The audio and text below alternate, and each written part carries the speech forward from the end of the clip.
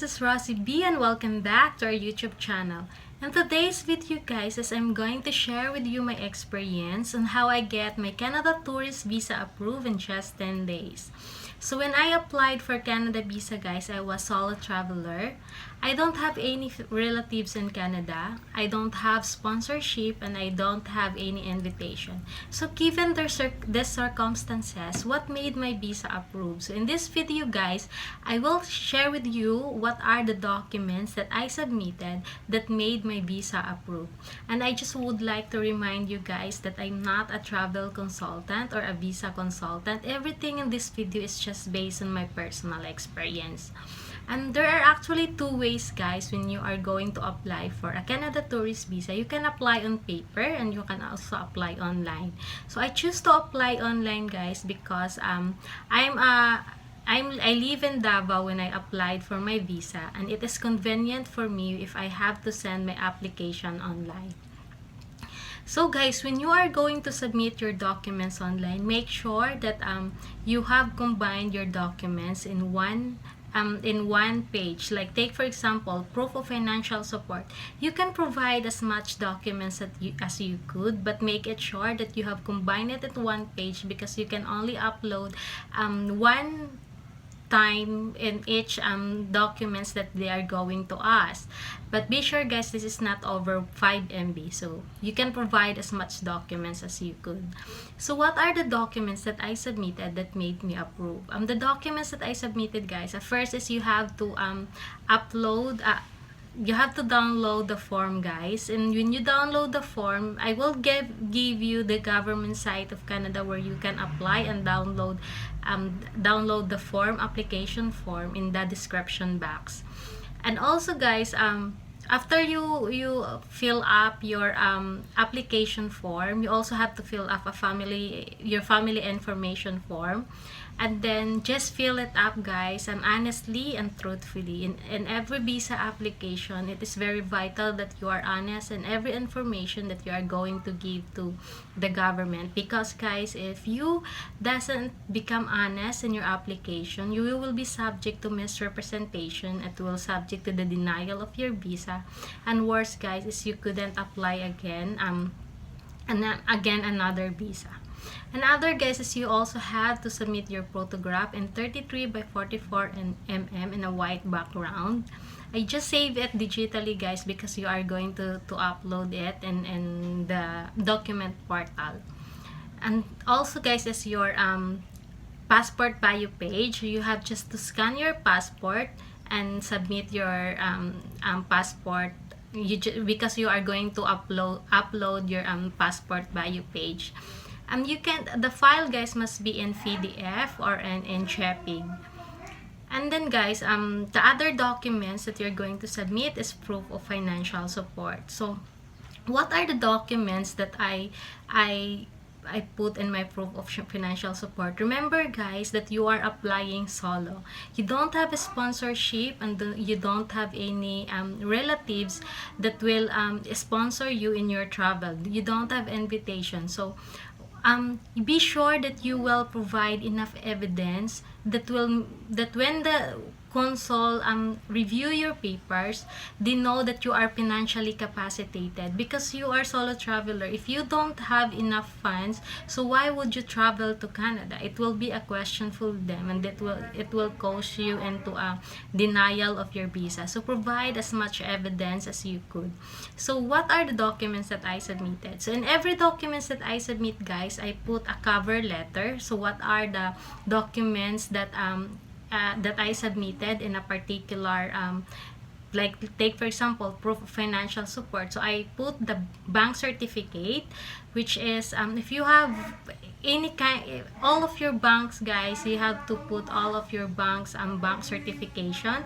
I also put my employment certificate, my ITR, my payslip, and my car ownership. So you have to provide guys as much evidence as you could for you to be, if you have any properties or anything that you could think of that will back up for your financial capacity, you have to submit this into your in the government.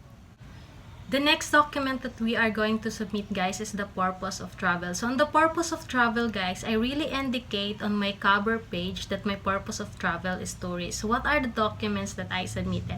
So I submitted my approved vacation leave, meaning that I'm still working, that I have a job in the Philippines. So I submitted that I seek for an approval from my company that I will be going to Canada to tour.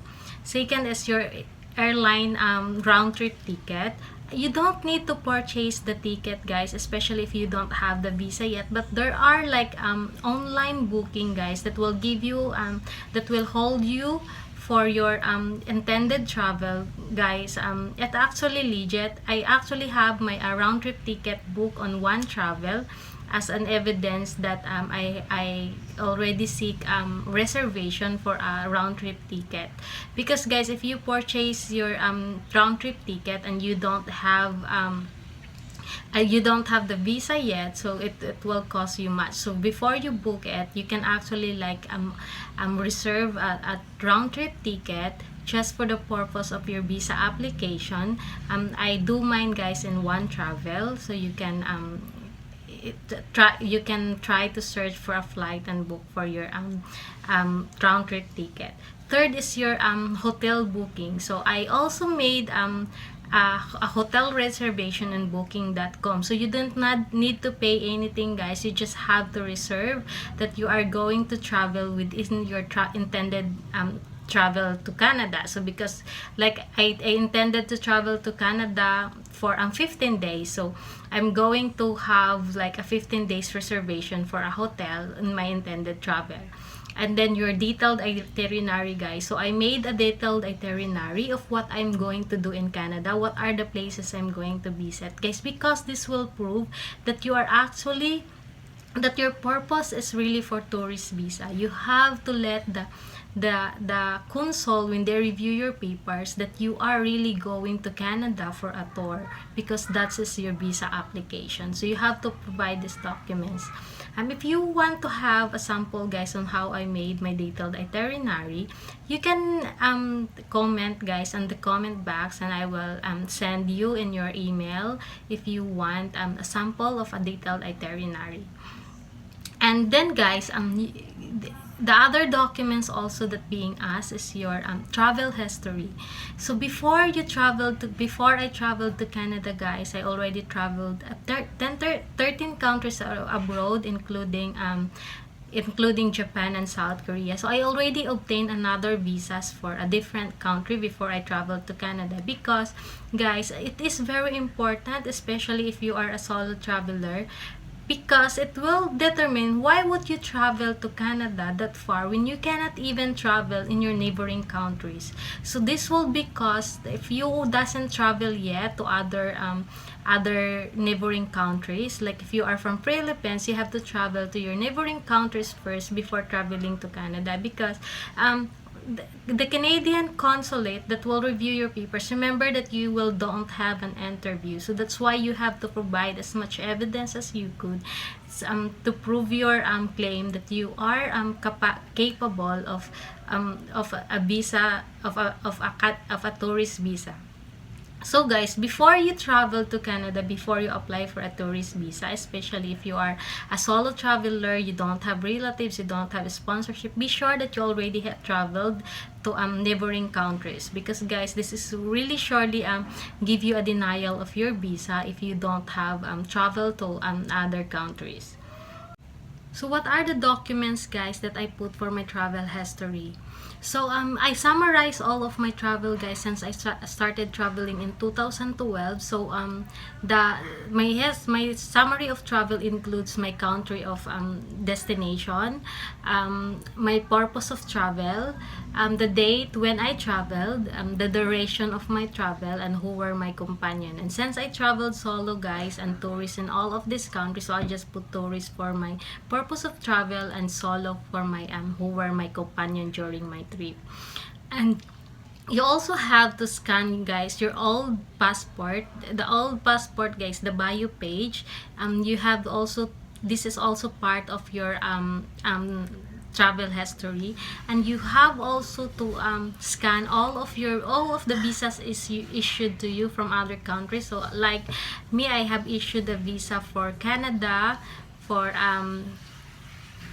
China, for what other country, South Korea, and in Taiwan, guys, I have travel authorization. So everything, travel authorization and visa you have to scan this, guys, as a proof of your travel history.